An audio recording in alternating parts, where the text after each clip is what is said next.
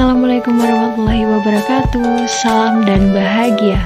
Perkenalkan, nama saya Mutiara Devi Setiavani, mahasiswa semester 3 Prodi Manajemen Universitas Sarjana Wiyata Taman Siswa dengan nomor mahasiswa 2019-008087. Di video kali ini saya akan menjelaskan tentang opportunity cost dan inflasi. Yang pertama, kita bahas opportunity cost.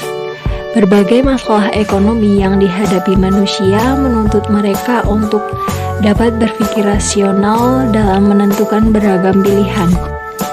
Dalam ekonomi, opportunity cost adalah biaya yang muncul akibat memilih sebuah opsi terbaik dari beberapa opsi yang ada. Saat seseorang dihadapkan pada beberapa alternatif opsi dan harus memilih salah satunya, maka opsi yang tidak dipilih akan menjadi biaya peluang.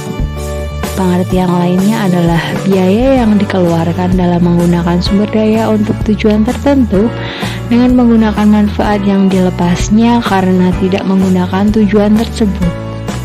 Agar lebih jelas, berikut contoh mengenai opportunity cost. Setelah lulus SMA, saya dihadapkan dengan dua pilihan antara melanjutkan ke perguruan tinggi atau langsung bekerja. Jika saya memilih untuk langsung bekerja, saya bisa mendapatkan gaji sebesar 2 juta per bulan. Jika saya melanjutkan kuliah, saya perlu membayar uang SPP, uang buku, transportasi, pakaian, dan biaya lainnya yang bisa mencapai 3 juta per bulan.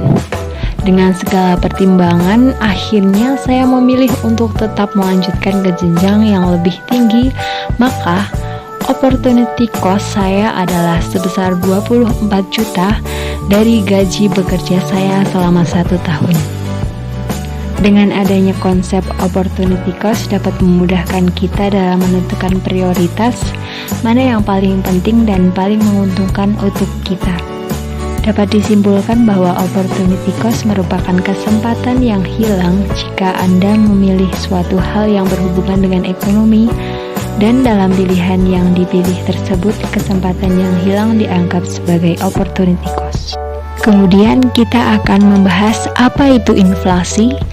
Inflasi adalah suatu keadaan perekonomian di suatu negara di mana terjadi kecenderungan kenaikan harga barang dan jasa secara umum dalam waktu yang panjang, disebabkan karena tidak seimbangnya arus uang dan barang. Kenaikan harga yang sifatnya sementara tidak termasuk dalam inflasi. Misalnya, kenaikan harga ketika bulan Ramadan. Pada umumnya, inflasi terjadi ketika jumlah uang yang beredar di masyarakat lebih banyak daripada yang dibutuhkan. Inflasi adalah gejala ekonomi yang tidak mungkin dihilangkan secara tuntas. Berbagai upaya yang dilakukan biasanya hanya sebatas pengendalian inflasi saja. Menurut pengertian yang sudah dibahas, tentu saja inflasi tidak terjadi begitu saja. Ada beberapa faktor yang mempengaruhi terjadinya inflasi. Berikut adalah beberapa penyebab inflasi. Yang pertama, meningkatnya permintaan. Yang kedua, inflasi dorongan biaya. Yang ketiga, meningkatnya biaya produksi. Yang keempat, tingginya peredaran uang. Kemudian, cara mengatasi inflasi adalah dengan melakukan kebijakan-kebijakan tertentu. Kebijakan yang bisa diambil untuk mengatasi masalah inflasi adalah: yang pertama, kebijakan fiskal. Yang kedua, menghemat pengeluaran pemerintah. Yang ketiga, menaikkan tarif pajak. Yang keempat, kebijakan moneter. Yang kelima, kebijakan penetapan persediaan kas.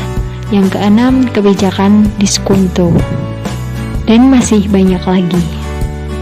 Sekian video penjelasan yang dapat saya sampaikan. Kurang lebihnya saya mohon maaf. Wassalamualaikum warahmatullahi wabarakatuh.